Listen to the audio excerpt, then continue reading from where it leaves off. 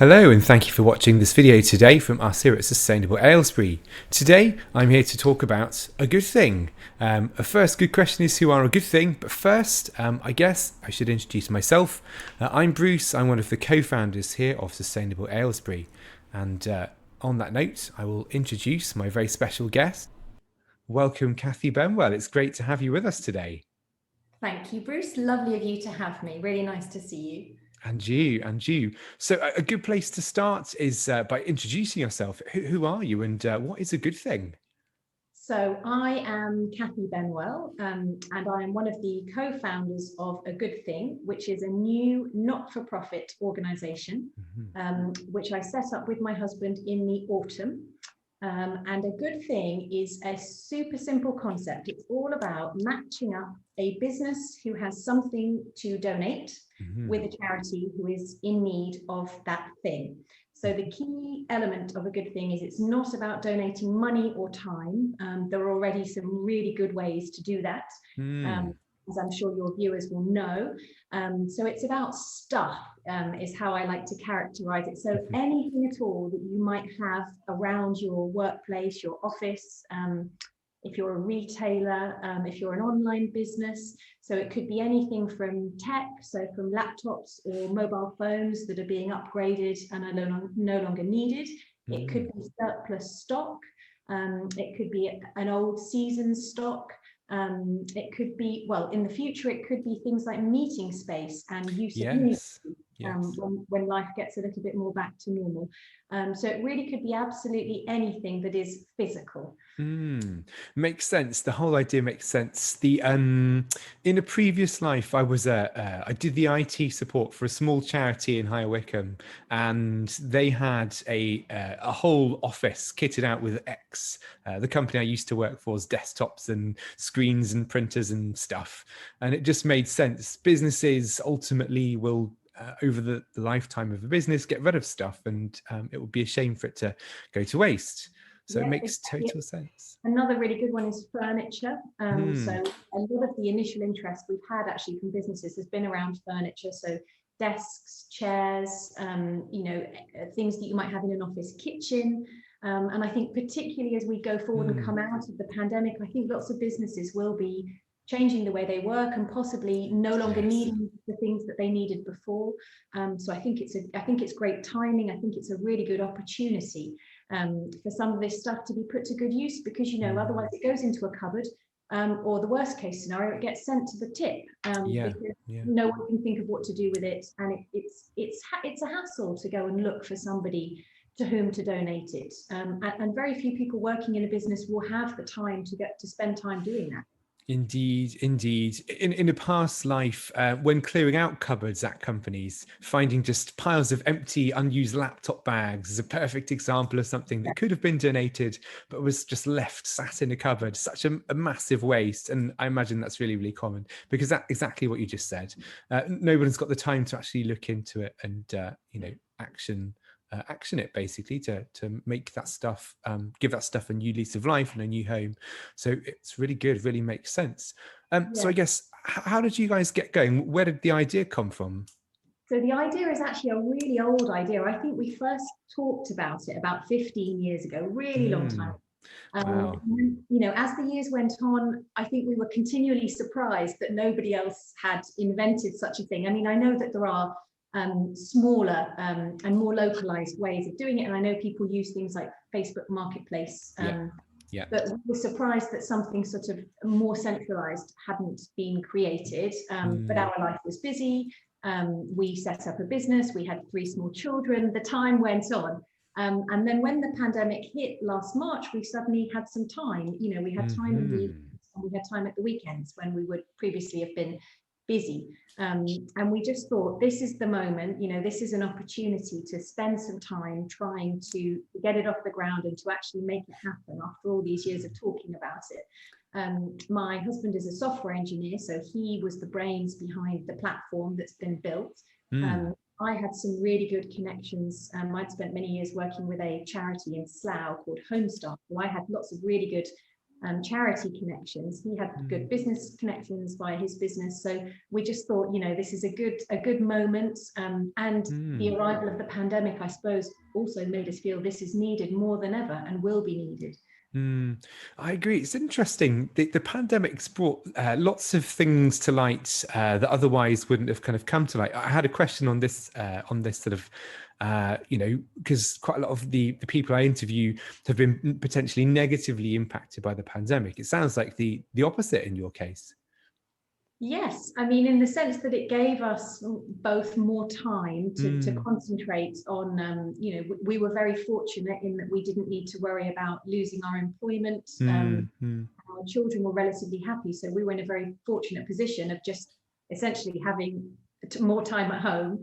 And I know for lots of people that's meant different things, hasn't it? I know there are people who've maybe always wanted to write, who've ended up spending some time writing. Yes. Lots of people started cooking much more.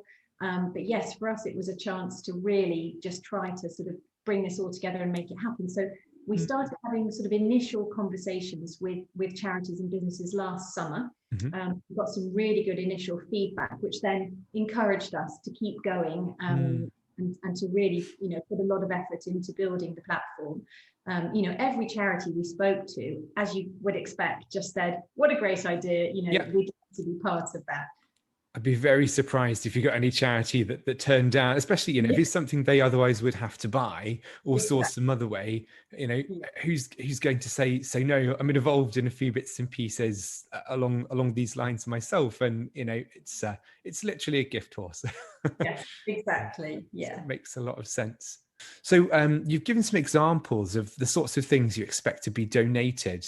Have you seen sort of a pattern? Are there sort of common things being donated so far, or is it sort of too early to tell at this stage? That's a good question. It's been a real mixture, actually.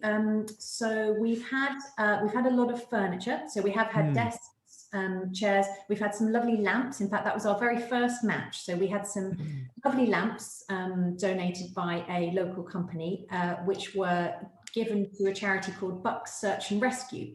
Okay. So they had been trying to make a little bit of an effort with they have a meeting room where in the past, and I'm sure they will go back to doing presentations to potential fundraisers. And they explained that the lighting in the room is horrible. These charities don't have money to spend on anything like that in terms of refurbishing.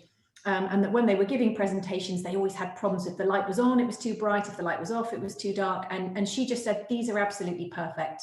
She went to put them in the meeting room, tested it out, and it just made such a difference. So that's an example, something very small and simple, which really did make a big difference. We had another lady who had been running a lovely handmade baby clothes business not on the high street. And she, for various different reasons, she had a disability and she decided to wind down her business last year, but she'd been left with 200 of these beautiful organic cotton baby blankets. And she had tried briefly to find a home for them herself. She said she tried a couple of local charities directly last year and just hadn't had any replies from anybody. And then she saw our post, heard about a good thing, and she ended up being matched with a charity in Windsor called the Baby Bank, which is a little bit like a food bank, but they look after families with young children, and they donate to families anything that you might need if you have a baby. So clothing, but baby bottles, baby equipment, nursery furniture, nappies. So they were thrilled with these blankets. So it was absolutely perfect. We've had laptops donated. So we had the Wickham Refugee Partnership, and they told us that they were working with local asylum seeking families in High Wycombe whose children were at home homeschooling, like everybody's have been. And many of them didn't have any kind of laptop at all to do their work on. Many were trying to do work on a parent's phone. That was another great match. So we matched up a local company who had some laptops to donate with this charity in Wickham. So yeah, it's been mixed so far. That's really cool. Sounds like also some really good success stories there. A point I should have picked up on earlier was you mentioned Facebook Marketplace, things like that. I have to say I'm a frequent user of Facebook Marketplace. Absolutely love it. But obviously it's sort of aimed at the more person to person, peer to peer side of things rather than businesses. And there's no kind of notion of matching. So is, apart from the business focus, business to charity focus, is one of the aspects of your platform the actual matching component? Yes, yes, it is. You mean finding, Yeah, linking them up with each other? right, right. Yes, exactly. So yes, and there's other things like free cycle. I'm a big free cycle user. I think free cycle is fantastic, but again, that is usually individual to individual. Yes, So the indeed. idea is to replicate that, and it works in a similar way. So as a business, you post your item. The charities who've registered with us then all receive an email notification to say, these 2 lovely lamps have been donated. This is a photo of them. Here are some details. This is when they would need to be collected by. This is where roughly, the town that they would need to be collected from. They then would submit a request to the business. They can explain, why they would like those lamps, what they might do with them, why they would benefit the work that they do. So the business then collects these sort of probably multiple requests, and it's then on them to pick, so to choose one of the charities. Okay. Yeah.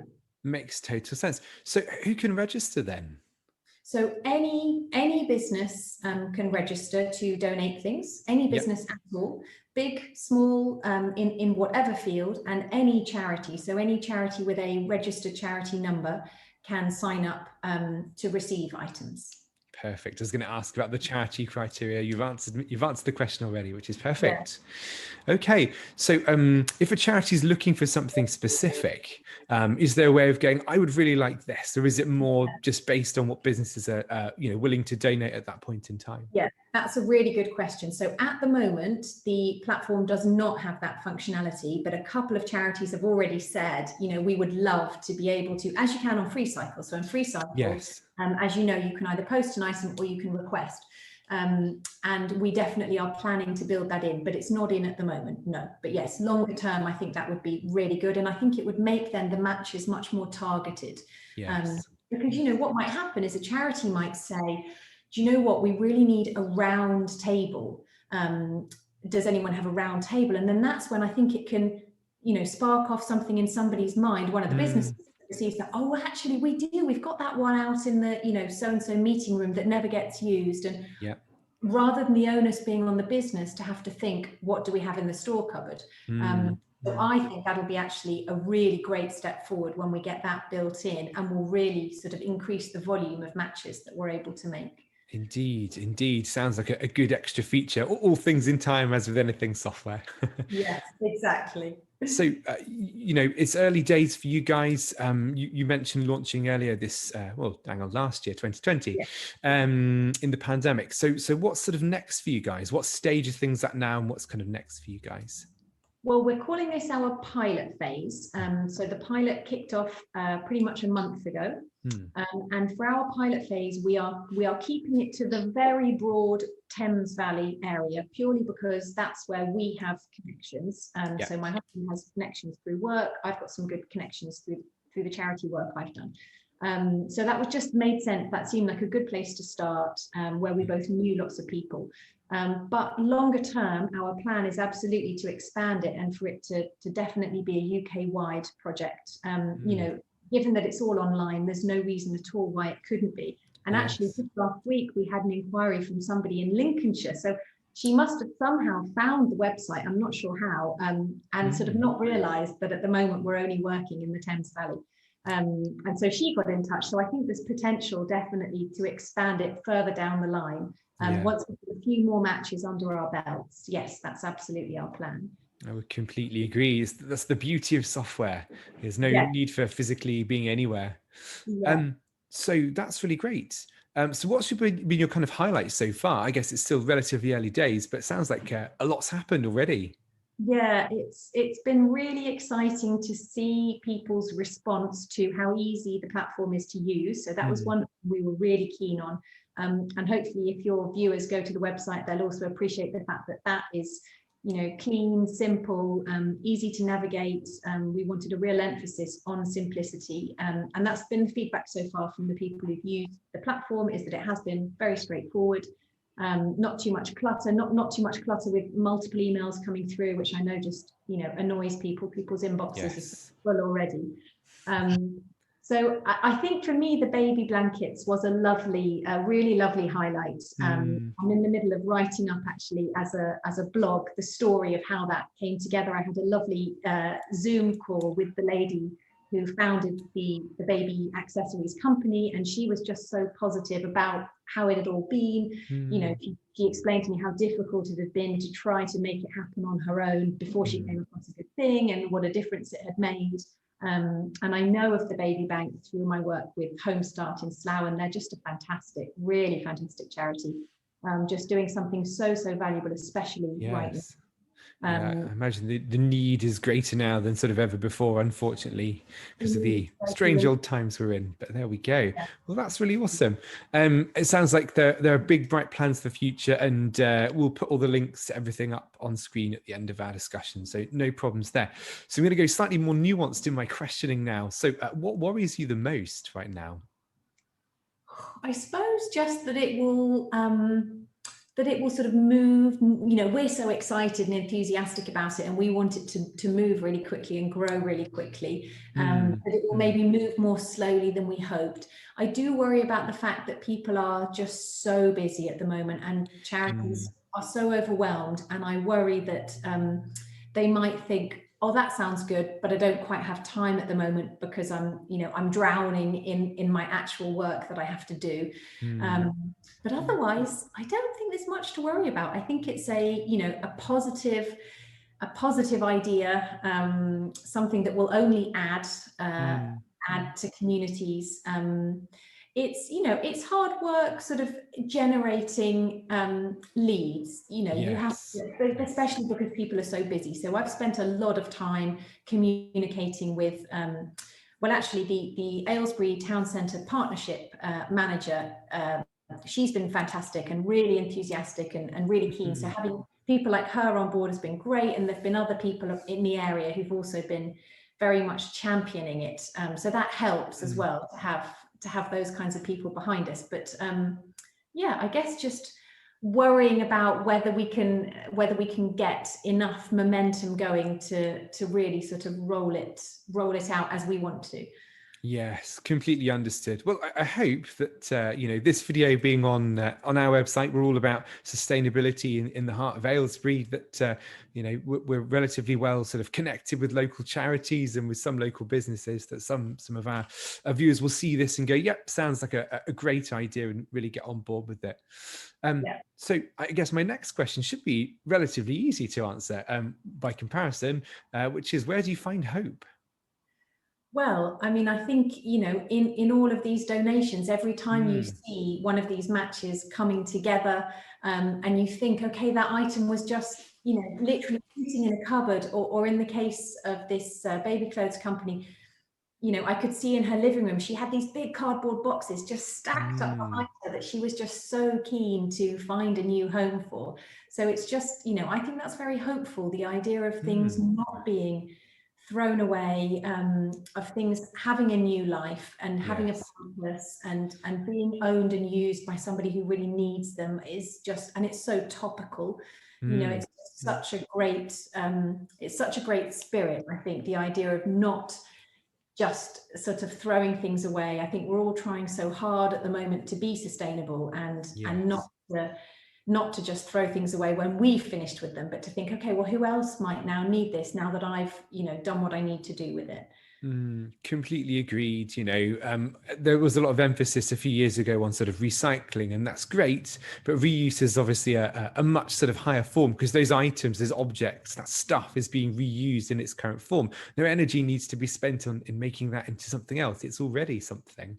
And obviously we're all about sustainability, and so it's right up our street, which is why when we were talking via mail, I thought, yes, perfect, we have to speak. So that's really great. So where do people go to find out more information about you? Yeah, so just start with the website. So it's www.agoodthing.org.uk. There's a big red button at the top that says get started, and it is super simple. It's not a long, complicated form that you fill in. It takes seconds. So any charity who would like to have something donated to them, or any business who has anything at all that they would like to give away, it's that simple. Perfect. It certainly looked it when I looked at it earlier. Perfect. So at Sustainable Aylesbury, we want our town to be a thriving community and a town that thinks about its environmental impact and actually takes practical action.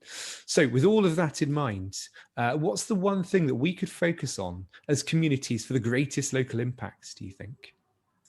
Well, I think just, you know, what we were just talking about, the idea of reusing, just thinking about, you know, I finished with this, what am I going to do with it? The fact that it's my responsibility now to do something with it. You know, it's not somebody else's responsibility. There was a great quote, which I'm sure you've heard as well, and I don't know who it was from, which, you know, we used to talk about throwing things away, and this quote says, there is no away. And I just think that's brilliant. To me, that's very visual. You know, we live on this planet, and this is, you know, this is the only place we have, and there is no other place to throw things away to. It will still be on our planet. You know, as you say, whether we recycle it or, you know, put it into landfill, it's still here. It hasn't gone anywhere else. So I find that really sort of powerful and visual to think of it like that. So yes, I think about having responsibility. And similarly, you know, so every time we buy something new, great, you know, it's lovely to buy new things sometimes, but just think about what you're going to do with it when one day, and the day will come when you don't need it or want it anymore. Completely agree, and obviously focus in a similar spirit on, do you actually need that new shiny thing? Yeah. We've been having this discussion ourselves in the context of cars recently, so expect, I guess, viewers a blog or two on going electric with cars in the Yeah. future with this in Well, mind. and I saw your interview with the amazing lady who's gone car free, so I could see you were Yes. inspired by her. I definitely. So yes, we've been talking for a long time about going car free.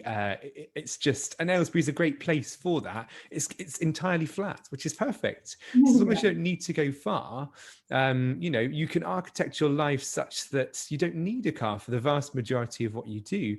I don't think we're quite yet there yet, but our plan in that regard is to go down to one car and just see how it goes. Well, that will be a really good thing for the future. Anyway, mild tangent. My final sort of question before I let you go is, what change would you like to see happen in Aylesbury or in the wider area?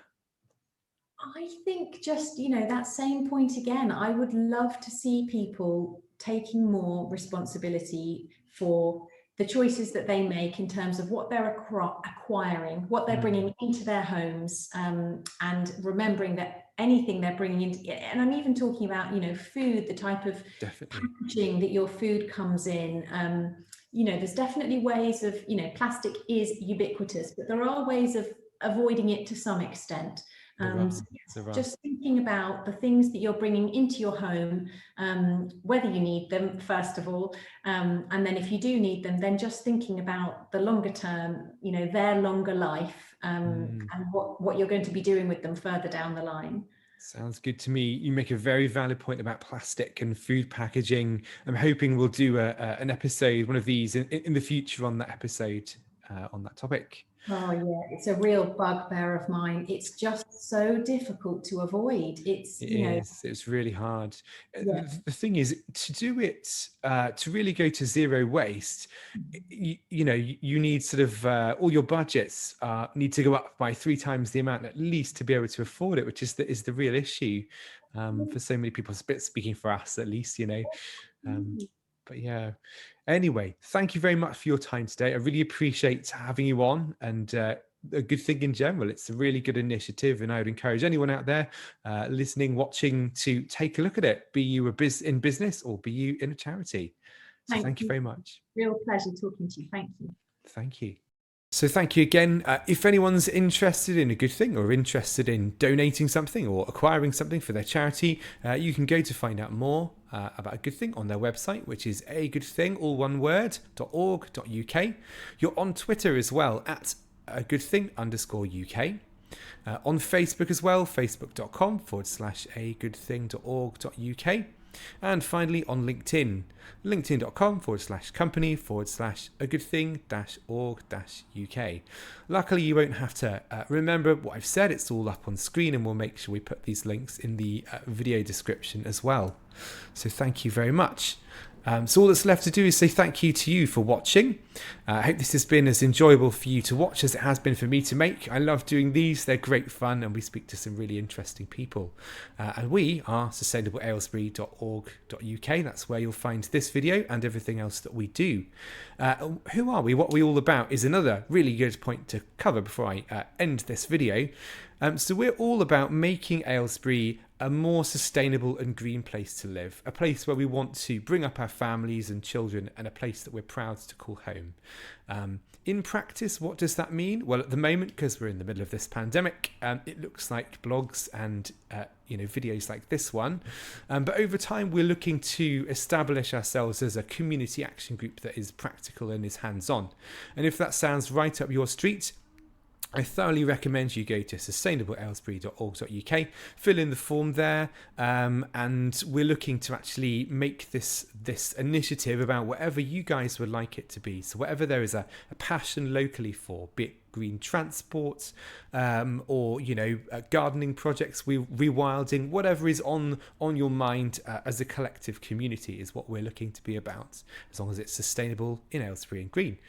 And we are, apart from on our website, you can get to us via email, hello@sustainableaylesbury.org.uk. We're also on Facebook, facebook.com/sustainableaylesbury, and finally on Twitter, @sustain_ales.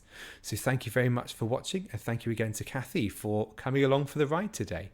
Until next time you watch one of our videos or hear from us, thank you very much.